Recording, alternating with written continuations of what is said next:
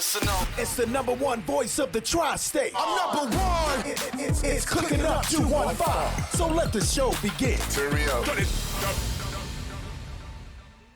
You already know who it is. It's your boy Smooth, and this is Cooking Up 215, where we get you up close and personal with your favorite artists, entrepreneurs, shakers, and move makers. And boy, we got a major motivator in the building today. Got my man B.McFly, man, Mr. Randy Chastain himself. What's going on, man? What's up, my brother? Everything healthy, man. Listen, everything's man, healthy. You're looking good. I appreciate You're that. looking good. You You know too. what I'm saying? You too. You're shining.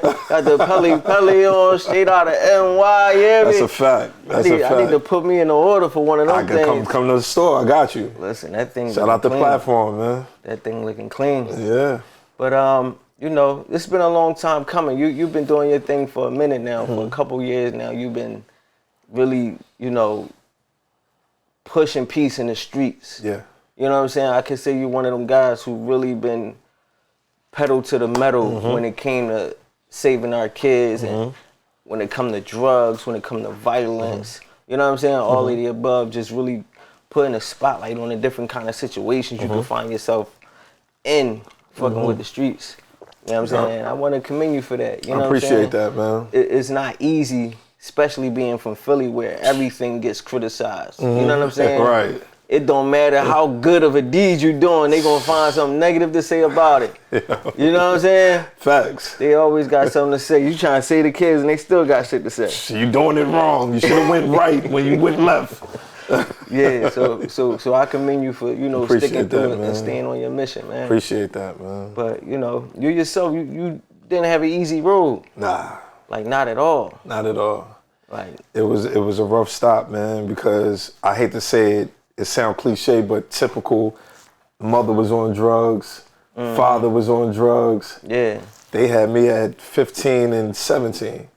So I'm a trauma baby. Trauma baby for sure. They trauma bonded and had me. You know what I'm saying? So I picked up that trauma. Right. And then my own trauma growing up, being a mentally abused, physically abused, going from house to house, going through things, you know what I'm saying? Like living in a rough environment. Right. You know, and all of that trauma, and look where we at. And look where you at. Yeah. You shining through though, you know what I'm saying? Yeah. And I think that's all anybody could do. Yeah. Is do their best to overcome the shit that we go through. Yes. You know what I'm saying? I feel like as much as we say how hard it is, I think we also gotta shine a light on how many people prevail from our city Absolutely. out of that muck and that mud and all the, you know, the mental, physical abuse and the addictions and the violence. It's a lot of people that overcome it. So it's like at some point, you know, you gotta take hold of the steering wheel and be the driver of your life. You can't let that other shit drive you. You know what I'm saying? You're the best author of the book, man. Right. You're the best author of the book. Yeah. So don't be ashamed of your story, man. Be ashamed if there's no ending to your story. You know what I mean? And I definitely want to say you took control of your situation, man, and it's like you speak your truth. Yeah. But you still full-fledged working towards where you plan to be in the future. Yeah. You know what I'm saying? But your truth is crazy. So I know you got shot back in like 04. Yeah. Yeah. And then that led you to a pill addiction. Yep. And so 04 was crazy for me because this before I feel like everybody knew about the perks. Facts. You know what I'm saying? Because I didn't saying? even know nothing about the perks. Yeah, like the perk epidemic, at least for us in the city, came a little later. Yeah. Like by the time you was quitting, Yeah. everybody and their mom was hooked. Facts. Facts. You know what I'm saying? Facts. You got off the train and 100,000 other people jumped on the train. Yo, it's crazy, right? I always tell us as black men or black people, period, doctors are probably one of our worst enemies. Because when I got shot, I graduated from Lincoln in 2004. May 2nd, 2004. I got shot July 4th, 2004. And I heard about Xannies.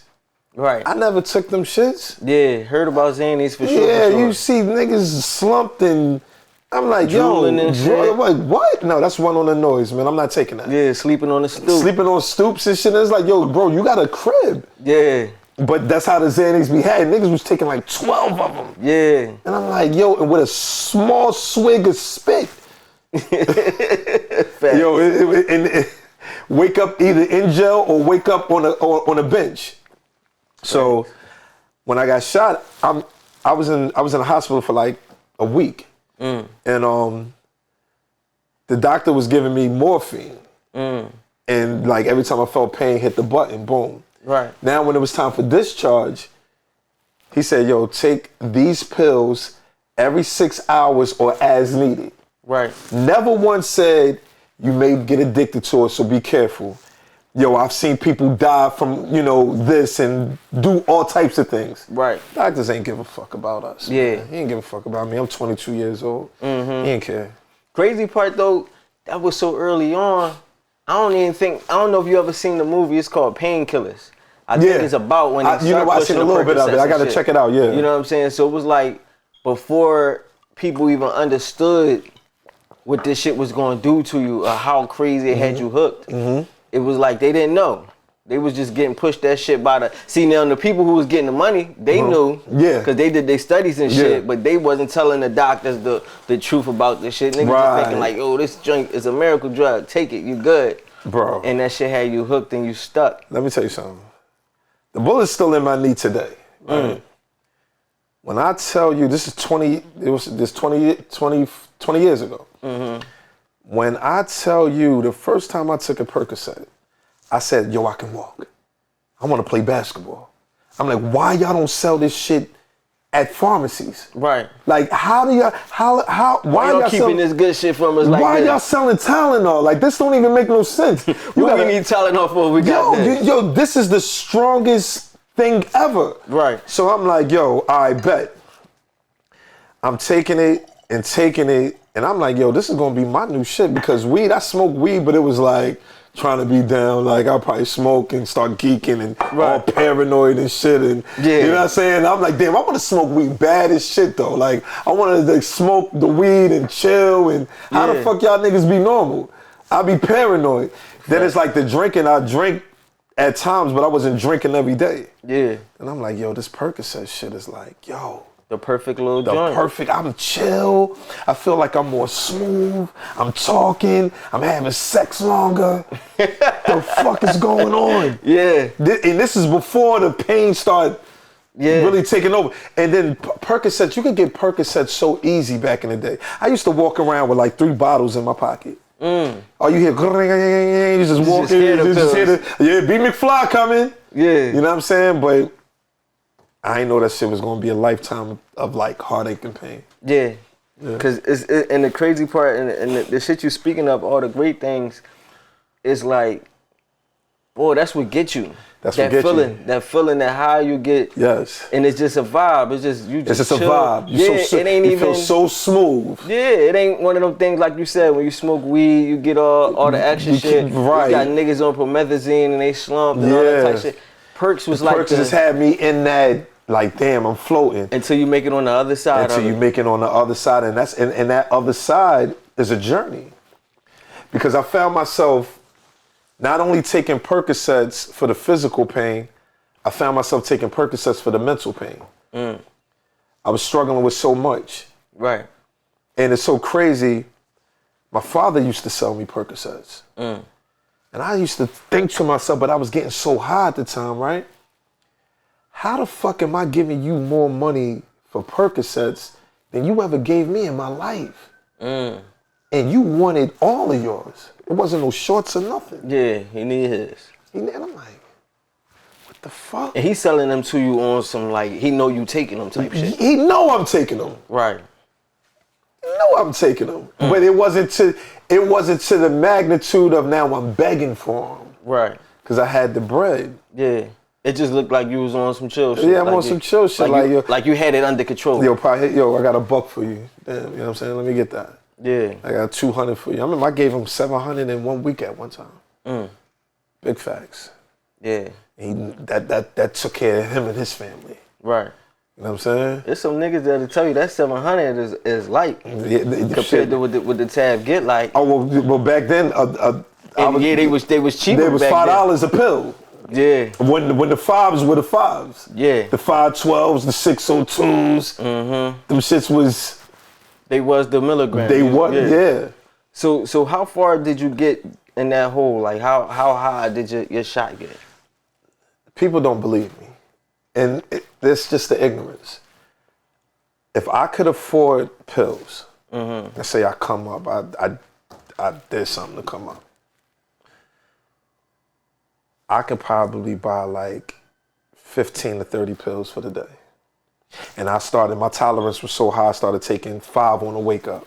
I could take 5 on the wake up, 530s. 530s? On the wake up. Yeah, that's big crazy. Facts. That's crazy. This is wallahi, man. Yeah. Like, word to everything I love. Yeah. That's what I'm saying. Like, why do people think this shit is like, oh, nah, you would have died? I mean, I wanted to die. Yeah. I tried to die. Yeah. Like, I really tried to. Yo, listen, God, take me. What the fuck do you have me here for? Because when it got to that point where, like, now I'm begging, I did everything under the sun for a Percocet besides do something with another man or put somebody in jail. Right. And that's a real thing.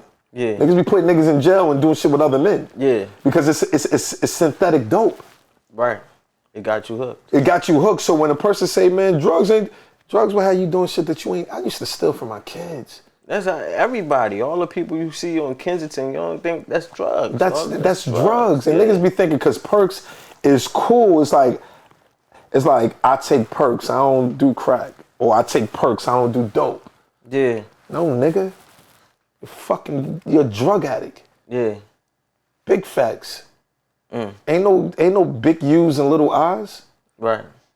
You're a drug addict. Now, it might not be to the magnitude where I was trying to damn near panhandle or beg somebody for some bread or steal or go commit criminal activities. But you on your way. Yeah.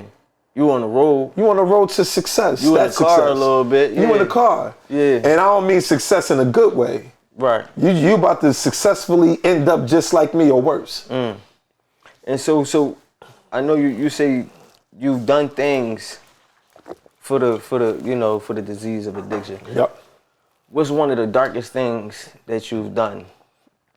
I don't even want to say. You're getting deep. Because things. Can we clean it to make I'm gonna try to clean it. I mean, I'm gonna say this. I stole from my children. I stole from them. Like I remember one time I came in the house, and I was looking for something to steal in the crib. I was living with my kid's mother at the time, and shout out to her.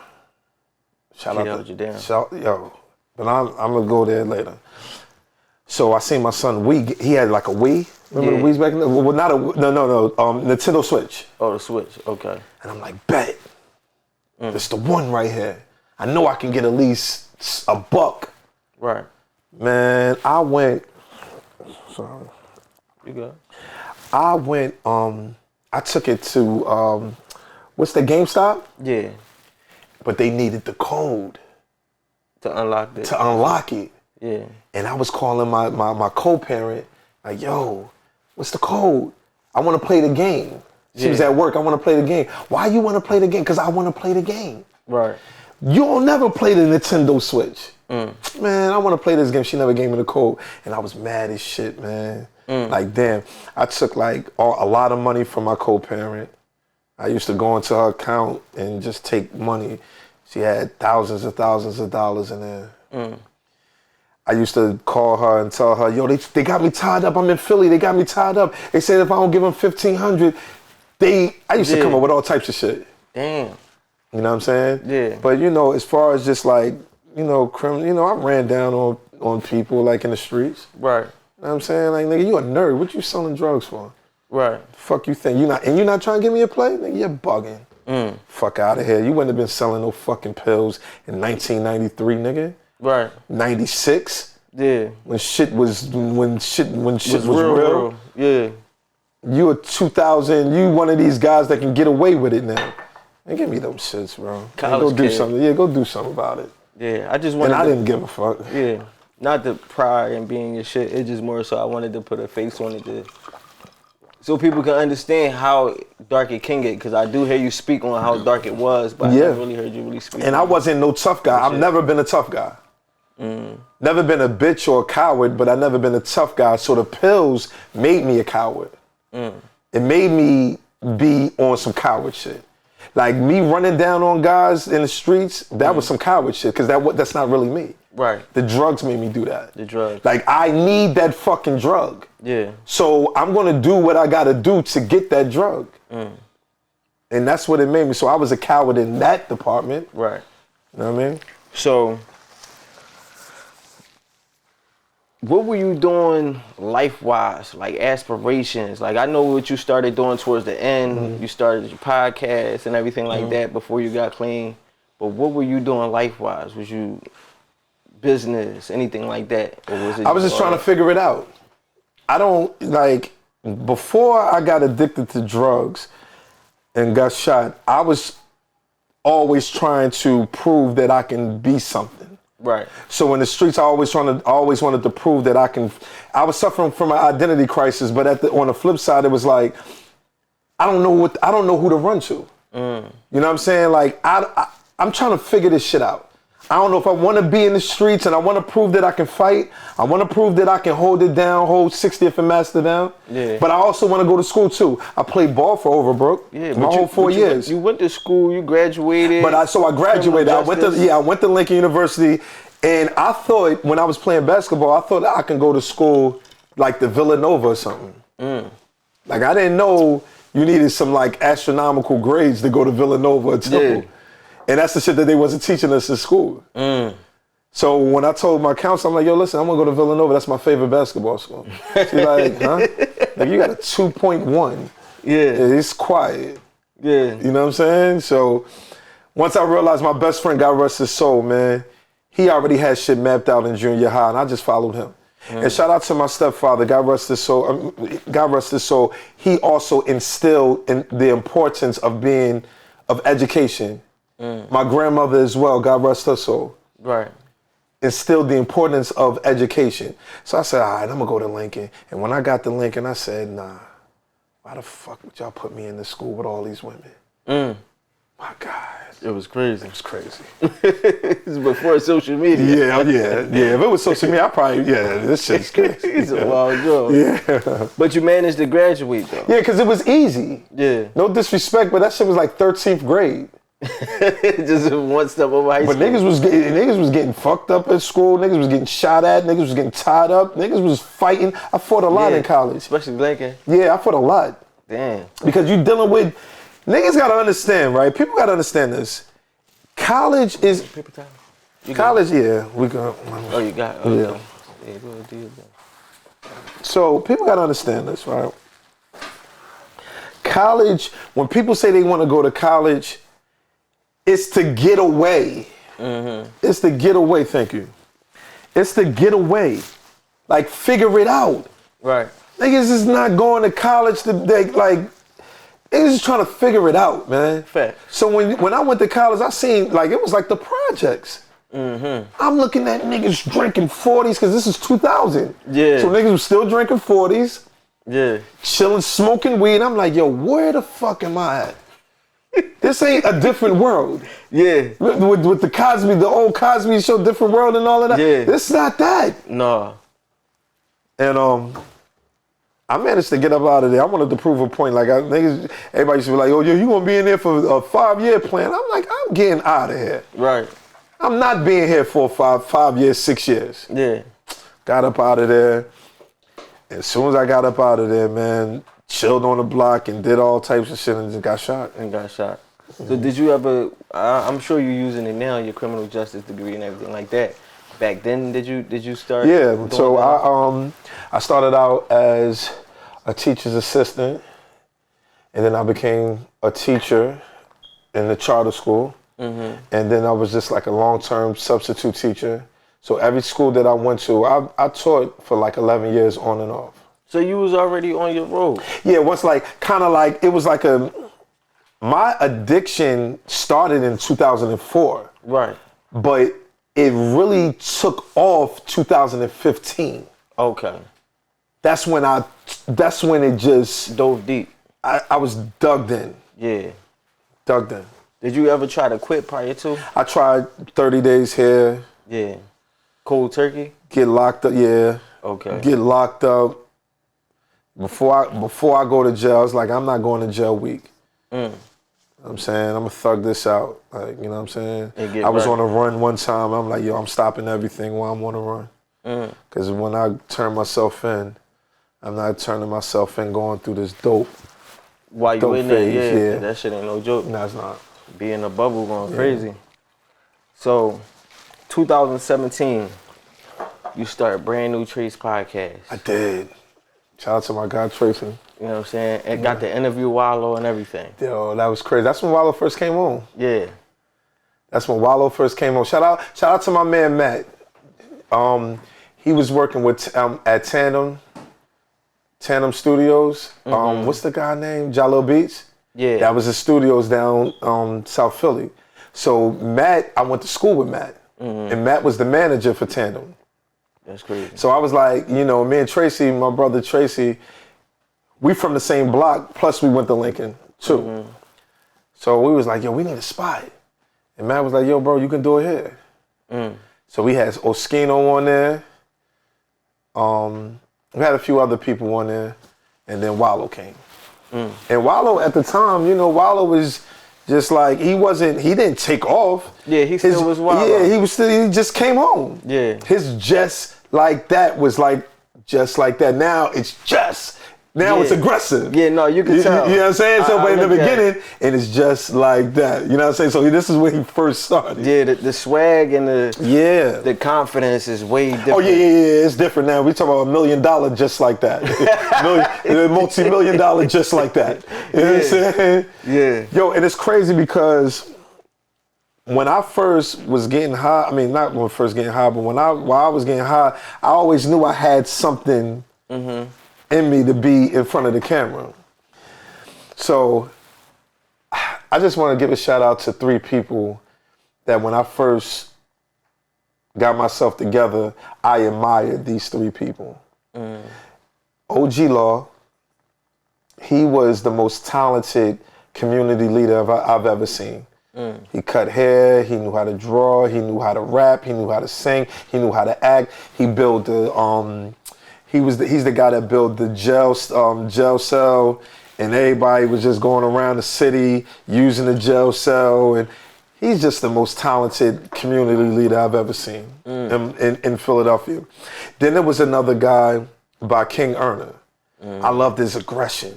I loved the way he was aggressive. And his aggression, and at the time, this is when he first came home too. I forgot when he came home, but when I started like 2017, I started seeing him. Yeah. Was he snatching niggas' honor at this time? No, he wasn't snatching nobody honor. Yeah. But he was going to go snatch these kids, and I'm not saying he's still not doing that to this day. Right. But I love the way he was so aggressive with it. He was like, oh shit, I like this nigga aggression. Yeah. And then when Wallow, it was the determination. Right. It was the energy. Yeah. And you know, to keep it real with you, I put all of them in one pot. You know what I'm saying? You gotta pay. Listen, it's not wrong with being a copycat, man, as long as you copy the right cat and acknowledge the cat that you copying. Bar. And I mean, that's the thing. We all get a little something from somewhere. I mean, Kobe copied off of Michael Jordan. Niggas was mad at that. No, you gonna copy greatness to be great. Copy greatness, man. Fact. So that's why shoot for the stars. Shoot for the stars. So I always wanted to give them on a bigger platform, you know, their props, man, because I looked up to all 3 of them.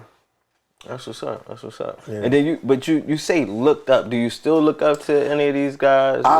So we all have, you know, changed. Everybody has changed. It doesn't mean that, you know, they're not trying to save somebody. Right. But they all have changed. Yeah. I'm not really personally, I don't care about who told. I may use the telling reference to let the kids know, like, in a sense of like I might create a skit behind it. Yeah. But I really don't care who told. You know what I'm saying? Right. You know what I mean? And you just helping show them what the streets entail. well, right. You know what I'm saying? And I'm not saying like that's not. They don't need to know that. Right. You know what I mean? But I still honor, you know, the three guys. I mean, even Wallow, like, you know what I'm saying? I remember when him and Gilly was going around giving out money to the community. That's major. Right. You know what I'm saying? They did a lot of other things too, like, but that's major. Right. And even OG Law, like, he's still fighting that fight. Mm-hmm. Now I'm on something else, so I still respect them. Right. You know what I mean? But necessarily looking up to him, no. But you yourself is becoming the... Yeah, you know what I mean? But I'm going to always pay homage to the fact that those are the guys that help. Yeah. Got you. Set the blueprint for you. Yeah, facts. You know what I'm saying? So 2018, you get clean and you go to rehab. Yeah. After pretty much like a failed suicide attempt. I tried it, man. I tried to commit suicide. It was like a passive aggressive attempt where it's like I don't take all these pills and I'm at my highest moment. God, don't let me wake up. Like I'm no good to me. I'm no good to my family. I'm no good to the community. Don't allow me to suffer again, man. Please. All right, just let me end it right here. My mother, at the time, my mother's dead. And she died in 2015. My stepfather died in 2014. Yeah. My mother died in 2015. So at the time, I'm just like, yeah. Come on, like, and I never really had a chance to like experience my mother because she was on drugs. She was on drugs. I mean, she was clean for 10 years, but then like 4 of those years, I was in college. So I really only experienced her like for real, like 6 years. Damn. You know what I'm saying? So yeah, that's crazy when you put it in perspective like that. And I feel like my grandmother is older at the time before she passed away. Like my father doing his own thing before he passed away. Hey, but like, man, just get me out of here. Yeah, and then there's one thing. I mean, I want to still talk about the attempt, but it is crazy. Like I noticed, like all your mom, stepdad, your dad. Everybody died in like a weird fashion. That is crazy. Like everybody, all of my overhead died in like a weird fashion. Like it wasn't like old age or it was like, damn, y'all all checked out like within my stepfather 2014, my mother 2015, then 2020 was my stepmother first, and everybody was still together. My stepmother first, then my father. That same year. Then 2021, my best friend Frank since kindergarten. And then my grandfather, and then my grandmother. So I got hit pretty rough, man. Pretty crazy. Yeah. Back to back. Back to back, back to back. And then even after losses like that, did that ever have you in a bag where you was ready to go back? You know what it made me think about? Now I really have to break the generational financial curse. I gotta break all of this shit. Right. Cause I'm not trying to be the one that leave and don't leave something. My legacy and with memories, I don't want to leave a legacy with memories. Right. I want to leave a legacy with a building, with the street, with properties, with businesses. Because my family, I don't have a family like that. Right. My family is small, man. I'm the hierarchy of this family now. Yeah, it's a hard thing to put on your back like that. You know what I mean? You have to carry it like that. Yeah. And then people don't even understand. That's really how men walk around. Like a lot of us are the ones that's carrying our family legacy on our back. Yeah. Like it's up to us. It's up to us, man. And we die from hypertension, blood pressure, diabetes, stress, depression. Black men are faster to die from that than any other person on this earth. So this is why mental health is so real, and I stress and I talk about it because we gotta uplift each other. No, facts. And there's nothing soft about that. Nah, not at all. You know what I'm saying? It's something that's necessary too. It's necessary. You know what I'm saying? Like between me and my brothers, like we talk to each other. And that's it's great. Like you gotta be the show to lean on each other, because you can't really talk to anybody else like that. You know what I'm saying? Like sometimes you might have a woman you could talk to, but not every woman is acceptive or receptive to the conversation fully. She might find a way to make it about herself, depending on what y'all talking about. So you need somebody that understand your pain, understand where you coming from and what you're going through, that could, carry that with you. Yeah, you gotta talk to people that like we've been male species all our lives. Yeah. So we should understand each other. Yeah, we're gonna recognize. Yeah, that's a fact. Facts. And I just wanted to ask you, when you was talking about the suicide attempt, did you truly really want to die? Yes. Like you was willing to accept that when you asked for that? I wanted to die. I wanted that bad. And how did you feel after you woke up? My co-parent was hitting me up. And when I woke up, I said, you know what, I'm ready. I'm ready. And that was the hardest decision I ever made in my life. Because you either want somebody to laugh at you because you're getting help or laugh at you because you need help. They're going to talk about you either way. Right. So I'd rather you talk about me because I'm getting help. And that's what happened. Now I'm vulnerable. I'm showing my vulnerability. I'm weak. I've been weak. But now as a man, it's like, now you gotta show people that you was really fucked up. Because there was a lot of people that didn't know that I was that fucked up. And when I went to rehab, man, I said, I'm never coming back here. And that's not saying it in an arrogant way. Right. It was saying, like, I don't want to be in this position ever again. Right. And so far, so good. But you got to continue. I have to help people so I don't be in that position. Because the minute I start sitting back and acting like I got it all figured out, now I'm being cocky. Right. Nobody's bigger than any program that was created. And the disease of addiction, I'm not bigger than the disease of addiction. Right. So that means I got to continue to help people. I got to continue to talk about it. I got to continue to be transparent with my emotions. I got to continue to be loud so people can heal quietly. Right. Because that's the thing. It's hard letting the world know that you're struggling. Yeah. I don't want to let you know I'm struggling. But the weakest person in the room is the one that's afraid to share his emotions. That doesn't make you a man. Being tough doesn't make you a man. What makes you a man is having emotional intelligence. Right. So it's like, you know what? Let me have a conversation with myself. Let me have a conversation with somebody so I can release. The body has to release. If you walk around constipated, you're going to be filled with diseases, filled with germs. And next thing you know, they're going to have to cut your stomach open and get all that shit out. The brain got to release too. The brain has to release. Right. And the only way you release it is by talking. That's deep.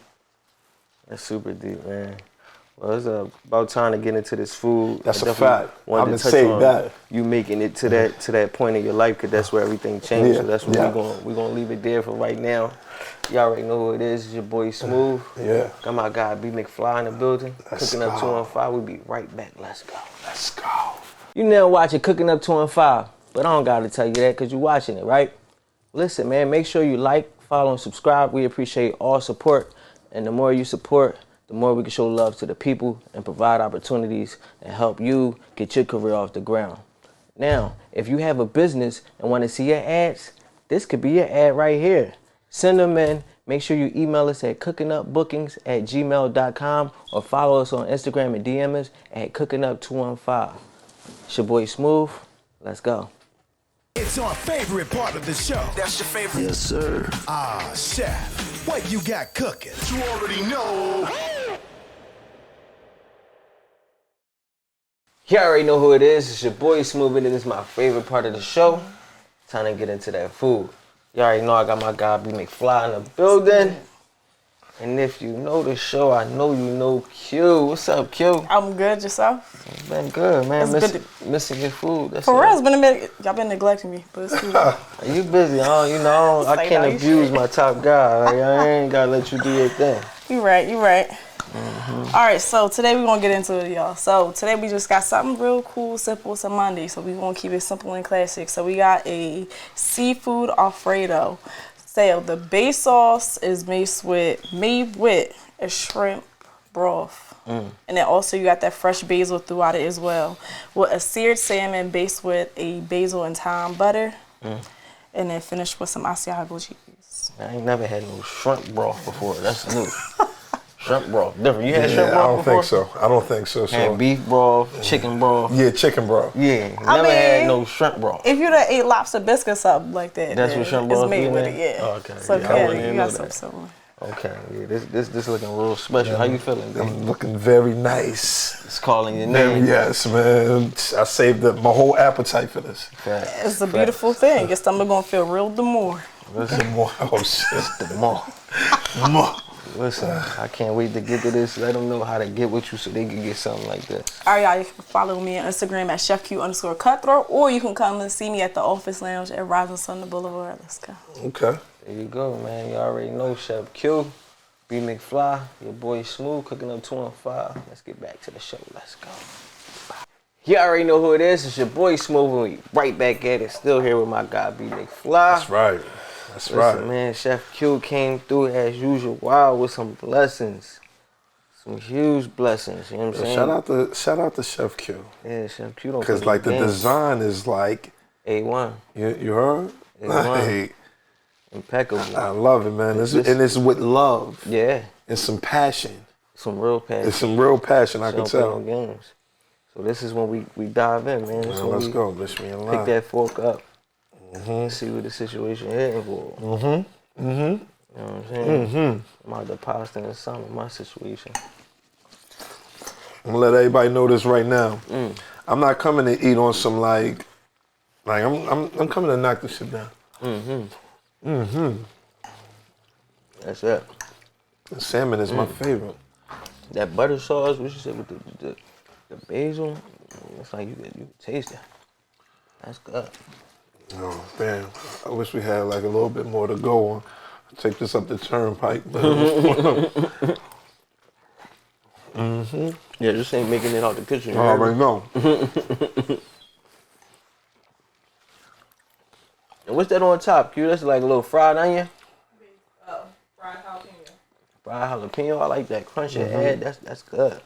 It's popping. This thing whamming. Man, she hit me with the chef plate, you know, the petite portion. You know what I'm saying? I'm liking the forks too. This is all. Yo, this shit is different in here, yo.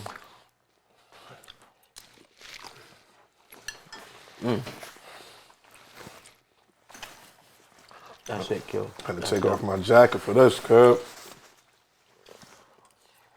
That thing hitting. So, before we left off, it was at the part of your life where, you know, you just went to rehab. What happened once you got out of rehab? Like, how long did it take you to get, like, reacclimated? It took me 30 days. Okay. So you normally do like 15 to 30 days or something like that. So rehab is not fun. It's not cute. It's not like, oh, I'm in a little dorm and nah. You with some people that come from the trenches. I shared a room. My first week was detox. I shared a room with somebody that literally just smelled like they came from out of the sewer. And I wanted to embrace that. Like, give me all, like, I want that. Yeah. Because this is one of the reasons that I know I'm not far removed from being worse than what I was before I came in. You know what I mean? So that's what I wanted. And what was that process like for you, going through the detox? What did you go through? not wanting to be there, but wanting to be there. Like, I wanted to leave, actually. But the more I was there, the more I was like, you know what, I'm ready for it. Like, this is what I want. Right. You know what I mean? I seen different types of people that I seen people like going through it. And I was like, damn, like I'm here. Like, this is real life. Yelling, I don't want to be here. Like all types of shit. So I said, wow. Because like I said, I've never been in rehab before. So, you know, that was my first experience. So we had to do a week there with detox, a week. So you're taking like Suboxones or like to curb the withdrawal. And then I went to rehab. I went over to rehab. And that's when shit got real a little bit. Because I had to check somebody as soon as I got there. Because you got people that's like mandated from the courts. Right. So it's not like some people are there not to like get help. They're there because it's mandated. Somebody making them go. Man, somebody took my sneakers, man. I went to the day room. I'm like, yo, if I don't get my sneakers back in like the next 5 minutes is up, yo. I'm like, I thought this was rehab. Like, no, niggas is in there from like jail. Yeah, that shit like jail. Yeah, like it's a little bit better than jail. Right. But that's the 10th time it was on though. That's crazy. That's super crazy. So the counsel was like, no, they thought somebody left it there and they didn't know. I'm like, oh, all right. They had excuses. They knew they wanted they sneakers. Word. Well, I got them back though. That's crazy. So you get home. Oh, so and while I was there, I already had it in my mind. The first 2 weeks I wanted to leave, but the bobcats out there, man, because I was in the middle of like the wilderness. So they're gonna try to stop you from leaving, Right. but you still an adult. You could go if you really want to go. You could go if you really want to go. So once I seen the bobcat there. Yeah. I said, I ain't going out there. It's quiet. Shout out to the bobcats. That's what kept you in there. The bobcats and the coyotes. Yeah. Because I thought because people were still bringing drugs in. So I'm hearing dog sounds, and I'm like, yo, see? The dogs is here, now they about to start checking shit. Yeah. The guy like, man, that's not dogs. We ain't got no dogs in here. Those are coyotes outside. I said, at all. At all. I seen a bobcat earlier walking around looking for something to eat. Then you got a bunch of coyotes because when they make them sounds, it's like time to eat. So you they get time to, they'll calling the whole family up. It's time to eat. Them down. And again, now they got stuff out there now, but when I was there, it wasn't nothing around. So if you'd have went out there, it's quite food. Yeah. Food. So man, shout out to the animals, man. God created animals, man, kept me in this moment. So you thinking about dipping, but you like, man, I gotta go out there and deal with this wilderness. I ain't fucking with it. I was quiet, man. That's crazy. That's the part people gotta know too. Like sometimes you could be so ready to get clean and shit, but once you go through that process, it take everything in you not to turn around the other way. Boy, it's everything a struggle, man. Yeah. But I was a student, so I tell people, once I realized that I'm gonna be there, my last 2 weeks, I said, man, I'm gonna become a student, and I'm gonna be the top motivator in the world and the sober messenger. When I get out here, I'm gonna be so transparent that people are gonna be like, yo, this man, damn, I don't like him. No, I like him. Right. This nigga talking too much. Nah, but he's saying some shit that I fucking can't deny. And that's what I went through when I first came home. You trying to be the next Malcolm X? You trying to be the next Wallow? You corny as shit. I got so much, man. But I went viral. Yeah. As soon as I got out there, I already knew it. Shout out to my son, right? When I came home, I'm like, yo, hold this camera. I got this video I'm about to create. He was like, Dad, what you think you gonna go? You think you gonna take off after that? Yes. What are you talking about? Yes. Let me show you. Let me show you. Yeah. And then years later, oh, yo, Steph Curry follow you, Dad? Yo, that's lit. Nah. Nah, remember when you remember when you said I wasn't going pop. You know what I'm saying? And then it just started happening, man. Viral after viral. My first viral video was I was in I created a jail cell inside the bathroom. I was like, yo, what's up, gangster? You want to be a gangster? Well, this is where gangsters live at. Everybody thought I was doing life behind bars.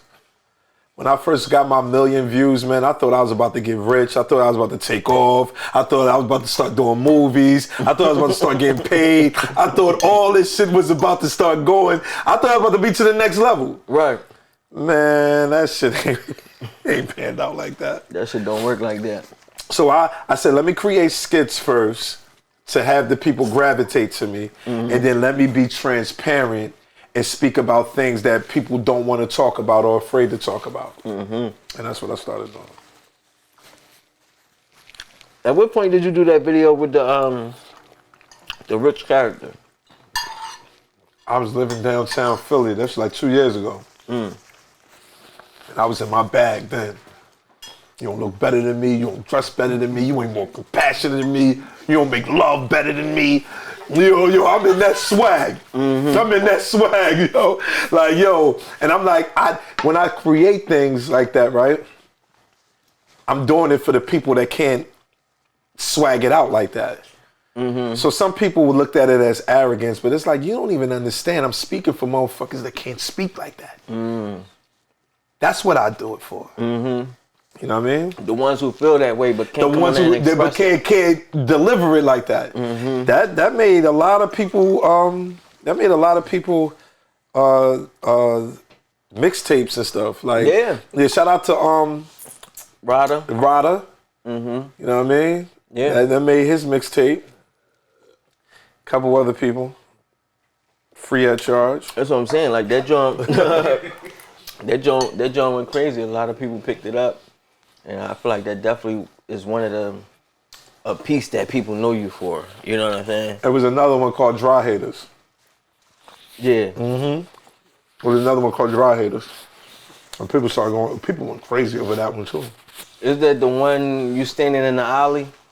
I was standing like in the alley, but on the steps, like a emergency. Yeah, shout out to the Dry Haters. Yeah, man. Oh my God, because there's so many of them out there. I came up with the word dry hater because it's like if people with high positions, they window shop your whole page. It's still all your content. Won't even give you a lending hand, like Philadelphia. Like that's just the nature of Philadelphia. Yeah, I was gonna ask you something about that, John, too, because it seemed like did you have specific people in mind? Everybody, it's no picks. Yeah. All of them. Yeah. Don't nobody want to look out for nobody. Yeah. And this is why people, it's Philadelphia, man. Like I was saying earlier, Philadelphia is the 5th largest city in America, bro. It's the second largest city behind New York on the East Coast. Why the freak is it hard for Philly to pass the baton? Why is it so hard for people in Philly to say, I want Smooth to step up and be up next?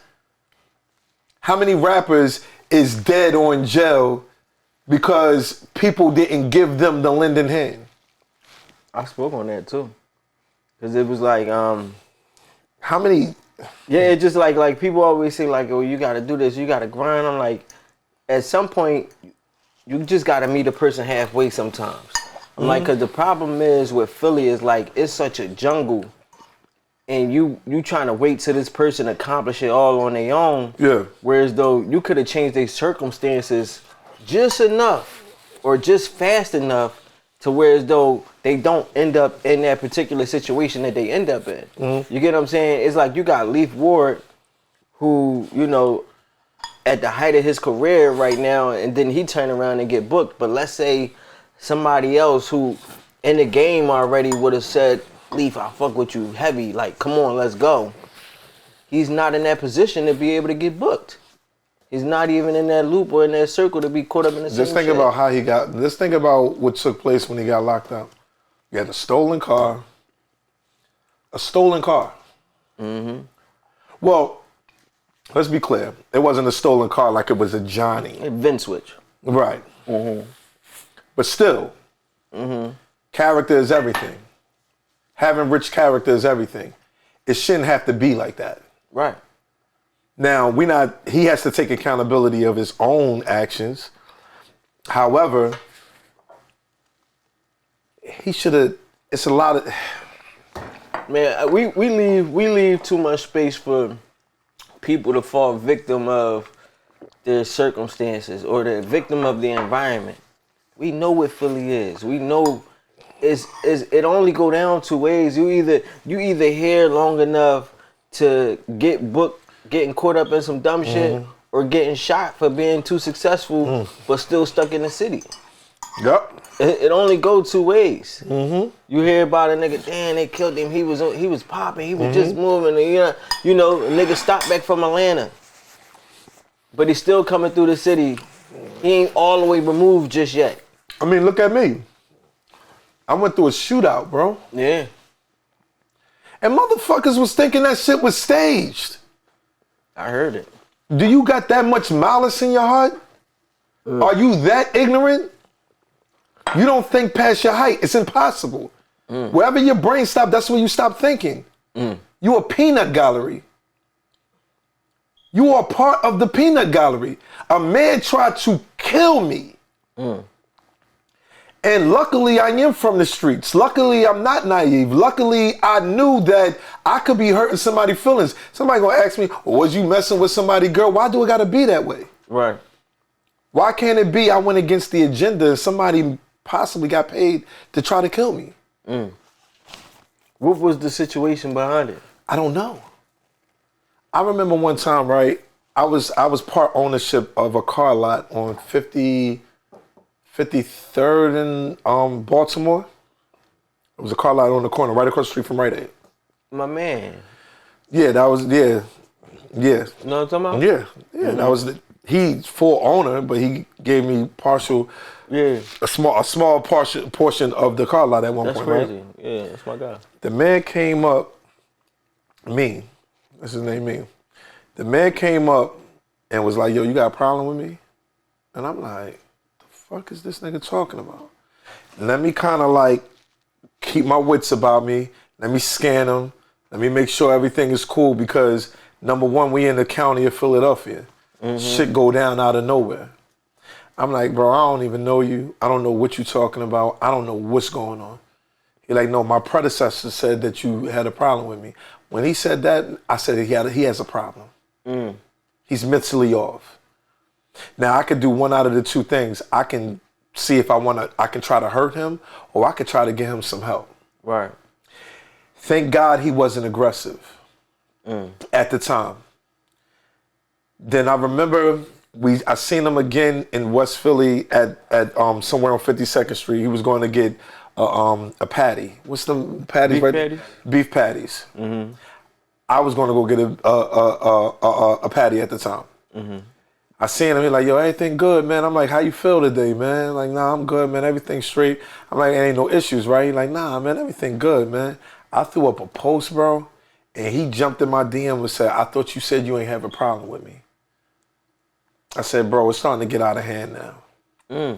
I don't want to have to start, like, looking at you like I got to do something to you. Right. Months went by, whatever. I was working out in the park, 57th Street at Haddison's. I had my live on. This nigga walked through the park. And my man was there with me. My man, he just walked up and just stood there. I said, bro, come here, man. Let me shake your hand, bro. Are you okay? Yeah. Do you need help? He like, nah, I got something in my hand. I'm like, what? So my man start clutching. I'm like, I gave him the look like, nah, don't do it. Yeah. He like, yo, why don't we just fight and get it out the way? Now I'm just in my shit like, fuck it, let's rumble. Yeah. Now this nigga's big. This nigga's bigger than me. Yeah. Niggas ain't even see that. He's way bigger than me. So it wasn't like I was trying to be a bully or I was scared of him. It was just more so I knew that he had a mental health issue. Yeah. This nigga pulled out a Rambo sword with the brass knuckles on it. I said, yo, you was up here, you was trying to get me out of here. Yeah. So I threw the camera on and I'm like, yo, can somebody help this man? Because, I mean, he would have lost. Yeah. He would have lost. So he didn't attack me. He just was just like, he's like, oh, this, man, I'm putting this away. I'm like, oh, this nigga's bugged out. This nigga's bugged out, yo. I swear, it's my word. Yeah. So he's like, oh, you put me on the camera now? You got it. I threw him up on the stage and was like, yo, if anybody know this guy, man, get him some help. Yeah. And then the last time was the charm. I'm driving. I see somebody behind me. I'm like, let me bust this turn. Then I see somebody beeping the horn. I'm like, oh, no, this nigga, like, he might know me. Like, he got closer and he tried to, like, ram up on me a little bit. Like, no rainbow. But he tried to push up on me in the V. I'm like, yo, oh, that's this nigga. So I ain't gonna front. My first call was like, yo, I'm about to make this dude follow me. Yeah. Blam on him. Yeah. But then I'm like, oh, shit, I got a legal gun on me. Let me see what he on. I'm about to get a free one. I ain't gonna front. Yeah. A legal one. I'm with them all right. What? Yeah. I pulled up on, what's that, Pine? That was 56 and one of them. No, Sampson. Sampson. Down the street from the station? No, it was on Sampson. Okay. 56 and Sampson. Okay. He pulled up on the side of me. You wanna fuck with me? I already had my gun ready. Yeah. Cause I'm just like, I don't know. Right. Man, he upped it. So now we going back and forth. I had a Canic. Don't use a Canic ever. Cause it jammed on me a little bit. Canic, you gotta hold that motherfucker. Like, you gotta hold it. Yeah. Like, I'm shooting like this. I ain't never experienced no shit like that in my life. Never. And for people people laughed at me and everything. Yeah, it's fucked up. The world we live in, we so desensitized, it's crazy. Where a motherfucker can get shot at and then we make it a laughing matter or not understand, even think like how you feel, what that do to you. You know what I mean? Bro. To be in that situation. I thought you were supposed to, I thought as a community leader, you're supposed to be like visible. People are supposed to see you. I used to walk up and down 52nd Street. Man, nothing ain't gonna happen to me. Right. People don't like that cool shit. You're supposed to be poor, look ugly, worn out, and that's when they love you. That's when Supposed to be a poor, righteous teacher. They don't like when you on your joint. No, that's just me making sure I ain't got nothing in mind. No, you good. I would have told you. Yeah, but... Yeah, so you're supposed to be a poor, righteous teacher. Nobody wants to see you in your Cartier glasses. Nobody wants to see you with a clean cut. Nobody wants to see you with a Pelly Pel on. That's not a community leader. But let me explain something to you. You need new solutions for outdated problems. Kids are looking up to guys who are making money. So if I'm looking like a poor righteous teacher, they not trying to look at me and be like, yo, bro, you're not on what I'm on. We want money. Yeah. So let me show you that I can look just like them, keep the culture, but still be on some positive shit. Right. But we good? Yeah, the kid shit is crazy right now. Cause they so controlled by social media. The rappers got the kids by the chokehold. Dangerous cowards. The rappers is like it's bro. It's a bunch of dangerous cowards, bro. Wow. It's a bunch of dangerous cowards manipulating and controlling our children. Cause when they get locked up, I know when you get locked up now, you tucking your tail. When you out here on drugs shooting at people. You out there lying to the community. And this is what I mean with this ratting shit. Niggas was breaking the rules before they broke the ratting rule. You wasn't looking out for your mans. You backdoored your man. You was trying to holler at your man girlfriend. You stole money from somewhere. You did a lot of you broke a lot of rules before the ultimate rule was you telling on somebody. Right.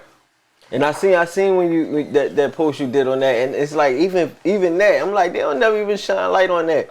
You niggas do a whole lot of other crooked shit, but it's like, what? It's okay to do that crooked shit, long as you don't rat on nobody, bro. Like, once you do that, you cross the line. How When you can stole you from your mom, it was cool. You stole from your mom, it was cool. You disrespected your mother, it was cool. Yeah, that shit crazy to me. You looked out for every woman you could possibly look out for, but when your man come up to you and be like, yo, damn, bro, let me just borrow $50, you told him no. Like you already broke rules already, kid. Right. One on the noise, man. One on the noise. Volume 1 on the noise. I don't want to hear none of that no more.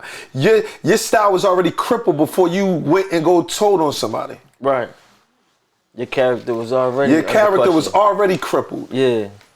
So it's quiet, man. That's why I said rich character is everything. Yeah, that's crazy. And then I know you also went through some shit like your son got shot. Yes, and I even screamed for help. Like, because sometimes you can, I did, even when the D4M young boys, man, I screamed for help with them. Well, is he part of D4M? No, he wasn't. But I'm just saying, like, when it come down to children, bro, I jumped in a lot of situations. The 46th Street versus the 49th Street, I jumped in that. You know what I'm saying? The Master Street versus the Master Street versus the Pit, I jumped in that. Like these kids were under my wing, man. I used to coach these kids, man, playing basketball. Like even just bringing them outside to go to play, like I'm steady quarterback. Right. Even when I was getting high, I was still in the mix, man. Right. So I knew a lot of these kids. Going to school, actually teaching them in school, Darov, Sayre, and a couple other schools. So I was always in the mix with these kids, man, really tapping in. Right. One thing about B.McFly, it wasn't nothing fraudulent about really trying to save these kids. Like, I wasn't just talking on the internet. No, I was really out there in the field. That's really what you do. Really what I do. And some people didn't want to hear that shit. Yeah. But it's just like, bro, you can talk all day. Like, I'm really in the field. My feet really on the land. Yeah. This is why I was in the shootout. Because my feet was on the land. Right. Well, I'm not no internet guy. Let me put the camera up and, yo, we need to do this. No. Yeah. You're really doing it. I really went down there to 440, which is the Philadelphia public school system, and said, we need to remodel this shit. Because the Philadelphia public school system is one of the worst school systems out of your largest cities in America. And like I told you, Philly is the 5th largest city in America. It's the worst. Philadelphia is the poorest largest city. So why do you think these kids are poor-minded?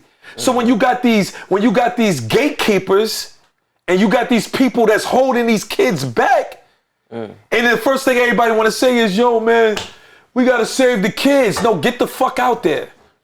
And let's start saving them.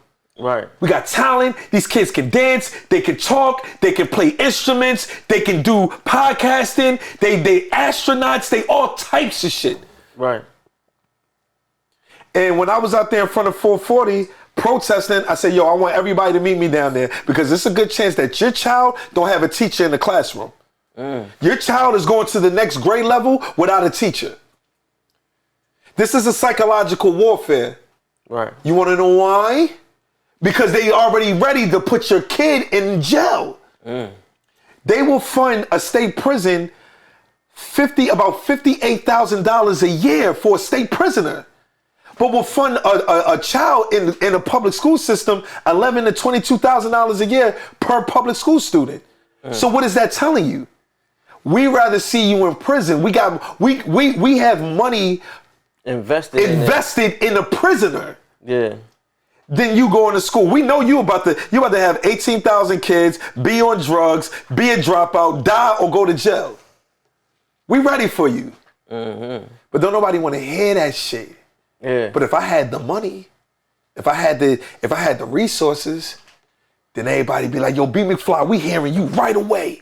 We going in front of 440 and we gonna save these kids. It was 400 teachers at one point absent a day. in the public school system. Damn.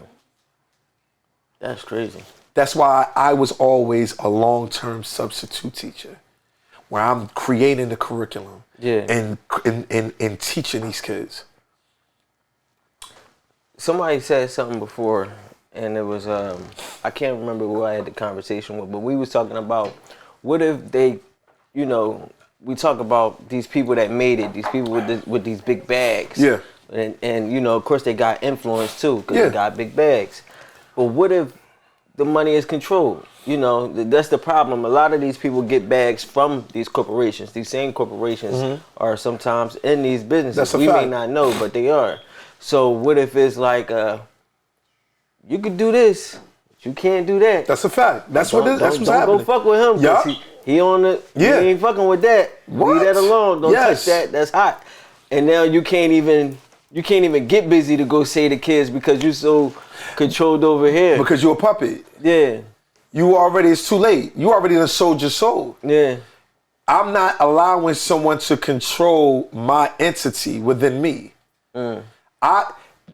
Listen, where's the richest place in the world at? Inside? I don't know. It's the grave. Oh. Because all of these kids are dying with $1 trillion ideas, $1 trillion talents. And you telling me that I can't save these kids from taking their diamonds come from what? The dirt. So their diamonds are going back into the dirt before they were able to flourish? You giving me restrictions on that? Right. That sounds like liberty and justice for all with restrictions. It's not happening. Yeah. So I'm not allowing myself to be caught up in this realm of you can't do certain things with this money. And this is why it's taking harder for me to get to the next level. Because I'm a man's man. Right. Is there people that you like teamed up with in a sense? Like since you got your notoriety, you got a brand, you got a name. I feel like they know who you are. They see you. You, like you said, Steph Curry follow you. Yeah. You've done collabs with a couple people. You know what I'm saying? So I teamed up with a lot of people, you know, during my journey. So I let people know, right? I'm not just all about just trying to save the community. I want to showcase my talent as well. Right. So I believe that I am a personality, right? So I teamed up with Cameron before. I was a content creator for Cameron. It is what it is. Yeah. So I talked to Cameron one time, and I was like, "Yo," first I started liking all his pictures because I'm like, I need him to notice me. Right. But I'm not gonna lie, help me. I'm verified, so that helped. Right. And I know these people be looking. You know what I mean? So yeah, they see.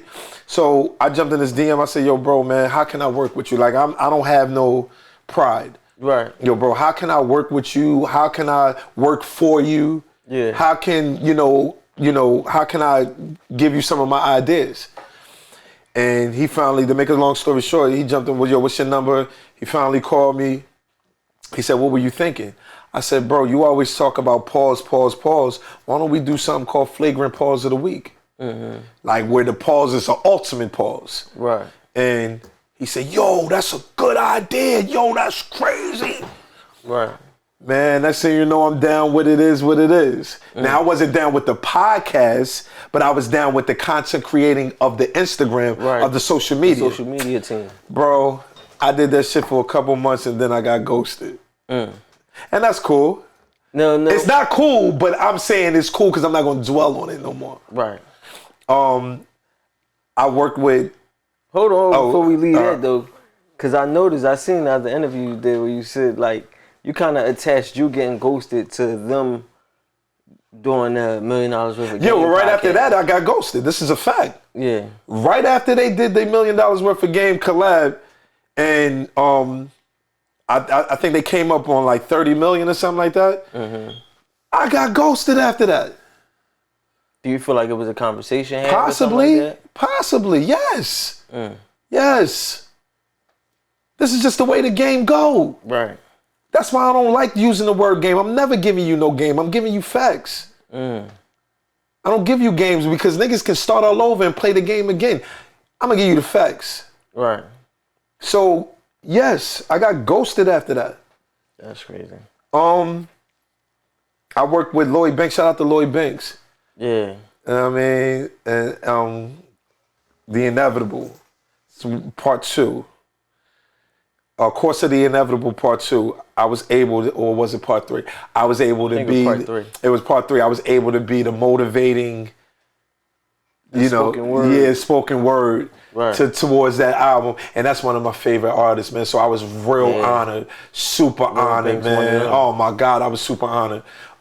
Master P. Master P. Now I don't know what's up with Master P. I mean, I was, shout out to Master P and everybody that worked with him. Shout out to Rizzo, but Walmart was doing some nonsense with their cereal, and I went in the back. And come to find out, Snoop Dogg and Master P cereal was in the back. You the one who went in the back and found I was one of the ones who went in the back. It was other people that did it. Yeah. But once I did my still in out here in PA, it was like, oh shit. This shit, how long this been up here? Since July? And it's now, it was cold. Yeah. So it was like from July to I want to say December. Damn. I said, what? So now I'm one of the, I've spoke about his daughter before. Then I was actually on stage with Master P speaking about drug addiction and mental health. And then a year later, they called me up. You know what I'm saying? So I went to Master P in Cali. Well, before I went there, they already had paid for me to go to different states and start going in these different Walmarts. And he used my video as the vocal lead for CNN and for his Fox News, the campaign and all of that. Equal opportunity. And I was, bro, I could have got locked up. I could have got kicked out. Right. Anything, but for the love of what's going on, let's do it. I believe he was suing him for $1 billion. Because Walmart try to hit you again. They try to go with the peanut gallery and act like they're saying something positive. Right. Oh, we have 100 and something black-owned products in Walmart. Okay, name one black-owned product that's in competition with any of those other products. The only one that was in heavy competition is Snoop Dogg and Master P cereal. Because people would have been tapping in instead of with Frosted Flakes or all the other cereals that we know. People would have been jumping in and tapping in with that Snoop Dogg cereal. Right. Snoop Dogg is the most popular rapper out right now in the world. Yeah. So I don't know what's going on now.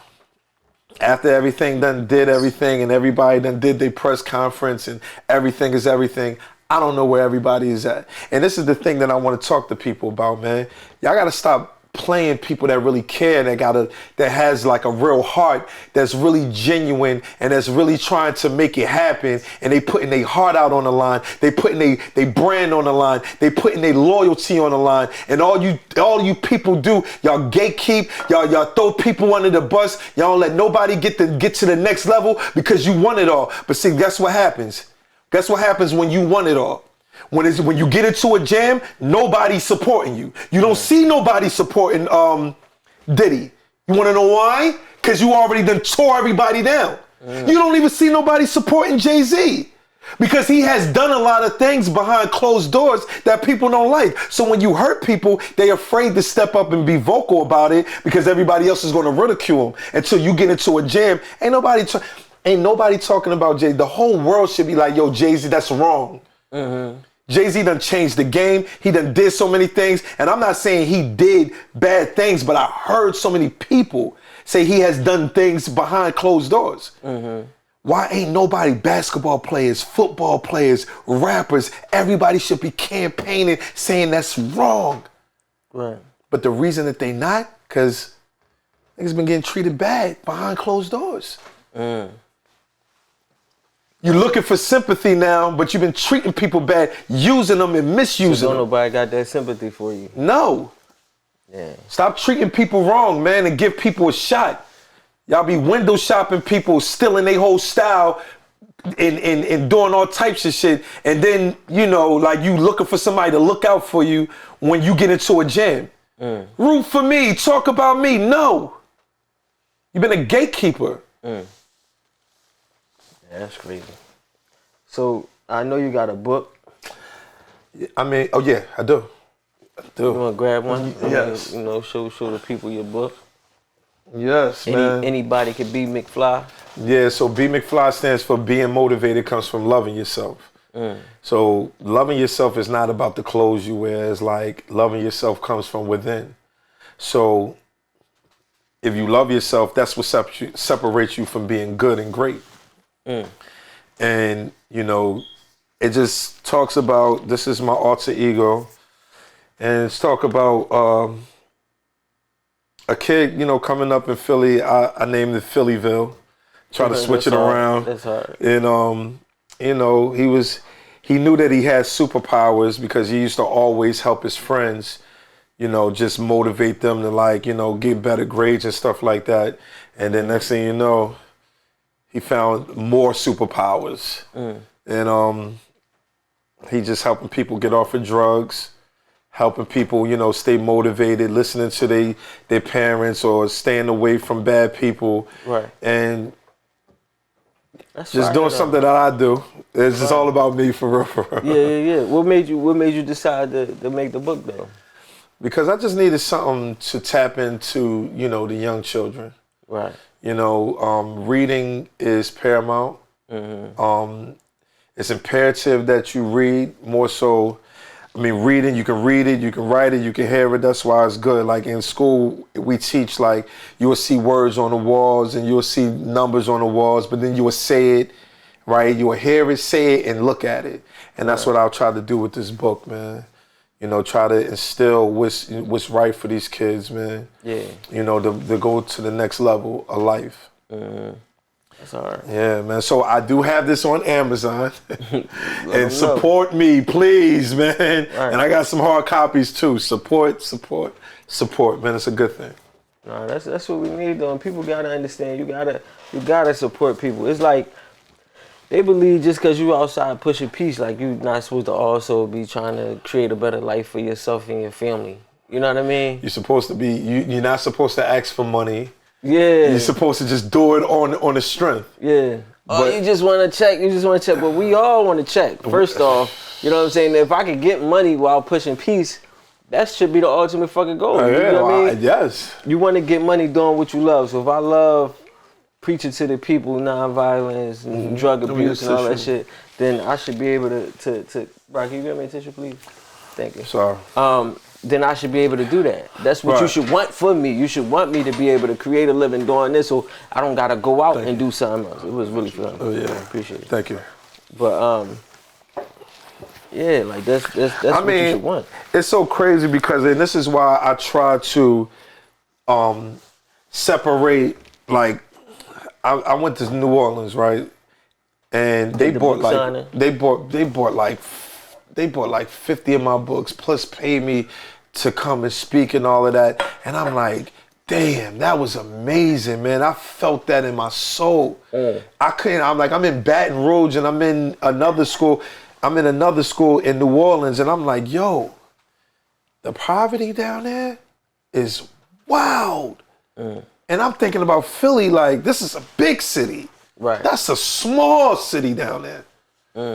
So I'm like, you know what? Maybe I can get money by, like, acting. Yeah. You know, like, and I can do it like that, and then I guess, but no, people be getting paid to speak about nothing. They can't articulate themselves. Right. They be talking about nothing. Shit be going past people's heads, and nobody want to hear that shit. Crazy of it.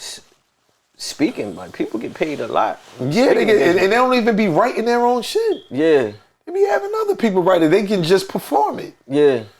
That shit crazy. Yeah. You definitely got to get on some good stages. So what's your plan for 2025? I'm getting rid of a lot of people. I've already started, actually. Like people in your life? Yeah. Like killing niggas?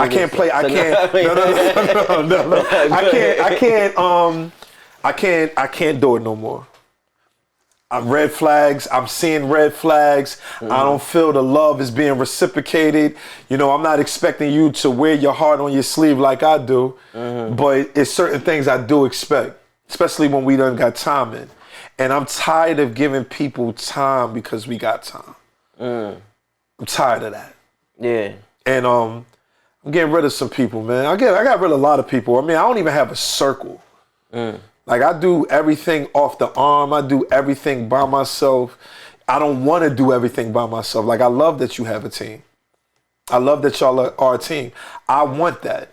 Right. You know what I mean? So, it's quiet, bro. I got rid of a lot of people. I got people that I chill with. I got people that I love. I'm trying to get this clothing line not this clothing line right here, but I'm trying to get my rich character clothing line off the, take that off to the next level. Yeah. It's just like, and I got to do it, and I can't be afraid of success. That's a fact. Can't be afraid of success. So I'm ready to write another book called Rich Character Quotes. So I use a lot of quotes. I say a lot of quotes, you know what I mean? And I want to just make a book with rich character quotes in them. That's hard. You know what I mean? And try to get into some of these movies, man, or create some shows or a reality show. I just want to be a personality and just get in front of this camera. But it's like, so what do you do though? Do you reach out to people? And then it's like you in New York, like my man. So I do reach out to people, but again though, bro, like people are intimidated, bro. That's a real thing, that is bro. A real thing. That's not one of those cliches. The reason, I don't want to get you deep. Go ahead, no, because I want to speak on it too. The reason why a black man can get ridiculed so fast, because that black man wasn't respecting the black people under him. So the white man or whoever he is, the higher ups was just waiting for the right time because they know that ain't nobody gonna ride for you. Trust me, bro. This is a real thing.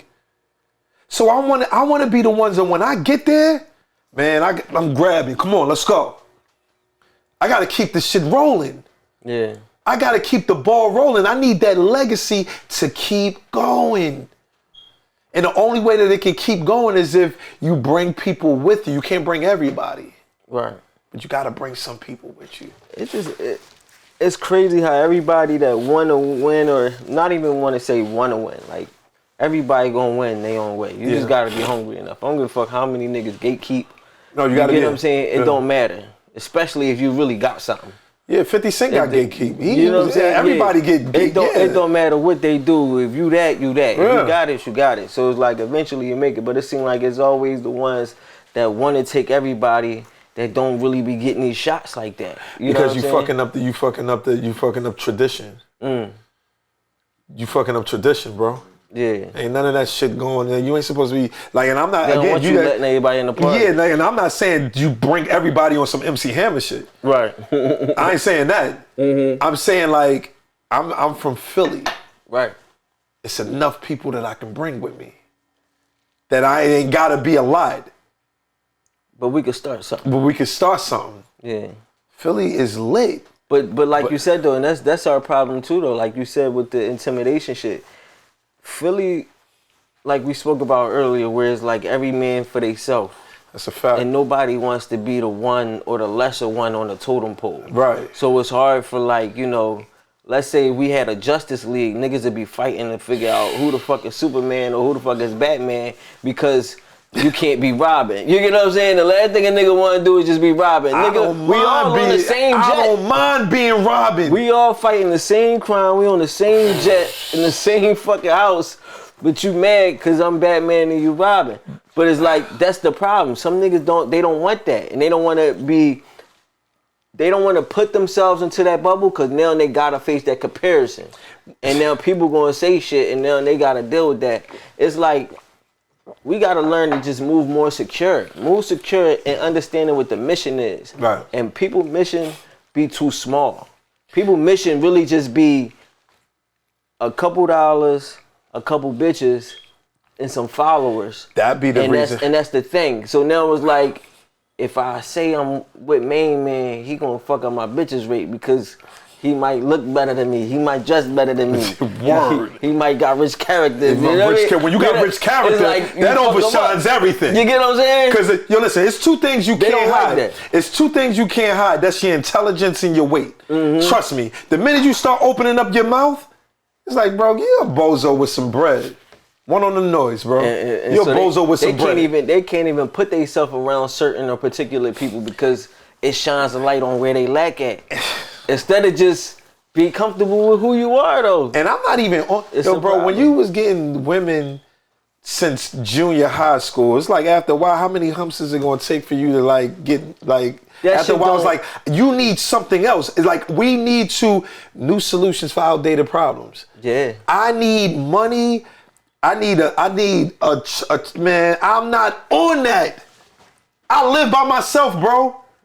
I can be using this Instagram-ish for the leverage. Yeah. I don't even do that. Right. That's not gonna get me nowhere. No, it's real shit. But that's the thing. Some of these niggas, they get to these positions, and this is when they finally started experiencing these things. Right. I've been driving since high school, so when I bought my first Beamer, I didn't holler at girls out the window. You talk. Because I've been hollering at girls in Talk. fucking high school through cars. Talk. Fuck, I look like being 20-something hollering out a window. Like, so it's like niggas do different shit because they finally got access to it. But when you been had access to these things, it ain't shit to you. You trying to get access to newer levels. To the whole real new level. levels. And that's what I'm saying. Where these niggas is worried about this layered, this and that's first what they level scared shit. of, bro. Yeah, like we thinking beyond that. That's what they scared of, man. They don't want you to witness or feel, or just for the simple fact, like they're just being more talented. Just being more talented, bro. It don't like the women is one thing. But just knowing that the eye is not on you, the eye is on this new talent right here. Come on, bro. They ain't ready for that. I appreciate you coming, man. I appreciate you having me, man. This was a real good job.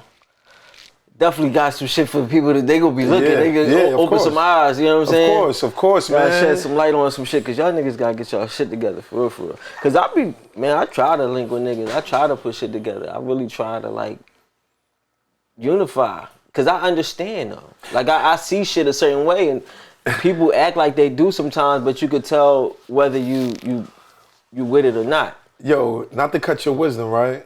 I'm from Master Street, 60th and Master. I'm looking at the hood from Overbrook on, like, bro, we got Wilt Chamberlain, Guyon Bluford. That's the first black astronaut. He went to Overbrook High School, the first black astronaut. Yeah. This is just history. Right. You got Kobe Bryant family is from up there, right? You got Benny Boone. He went to Overbrook.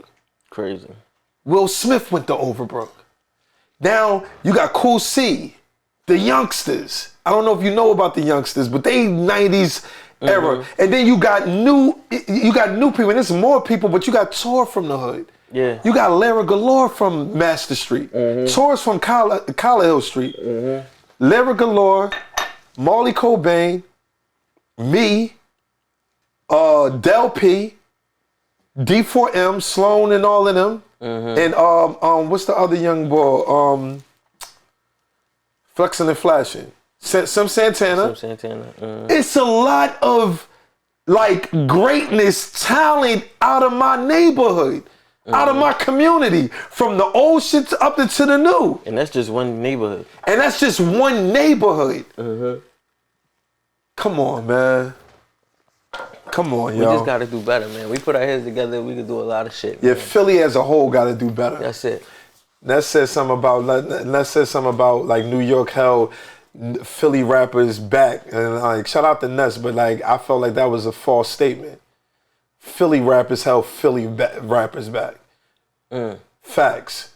Like come on. It's a lot to think about here. Yeah, so it's a lot of different angles to approach the situation. But once again, man, I appreciate you coming through. I hope you enjoyed the meal. What? I punished that like a bad child. Destroyed it, you hear me? Dismantled that thing.